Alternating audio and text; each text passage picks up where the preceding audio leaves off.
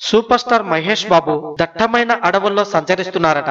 ఏ cinema కోసమా అని అనుకుంటున్నారా? సినిమా షూటింగ్ కోసం కాదు, ఓ యాడ్ షూట్ కోసం. మహేష్ బాబుకి ఉన్న క్రేజ్ దృష్ట్యా పెద్ద పెద్ద సంస్థలు తమకి ప్రచారకర్తగా మహేష్ ని ఎంచుకుంటున్నారు. దానికి గాను మహేష్ గట్టిగానే రెమ్యునరేషన్ తీసుకుంటున్నాడు. తాను ప్రచారకర్తగా వ్యవహరిస్తున్న వాటిల్లో కోకా-కోలా కంపెనీ ఒకటి. తాజాగా దానికి సంబంధించిన యాడ్ కోసం మహేష్ బాబు దక్షిణాఫ్రికాలోని దట్టమైన అడవుల్లోకి వెళ్లినట్లు తెలుస్తుంది. అక్కడ అడవుల్లో అరుదైన లొకేషన్లలో ఈ ప్రకటనను చిత్రీకరిస్తున్నట్లు సమాచారం. ఇక సినిమాల విషయానికి వస్తే ప్రస్తుతం వంశీ పైడిపల్లి డైరెక్షన్ లో మహర్షి సినిమా చేస్తున్నాడు. 2 పాటల మినహా షూటింగ్ అంతా పూర్తి చేసుకుంది. ఈ 2 పాటలను అన్నపూర్ణ స్టూడియోలో వేసిన ప్రత్యేక సెట్ లో చిత్రీకరించబోతున్నారట.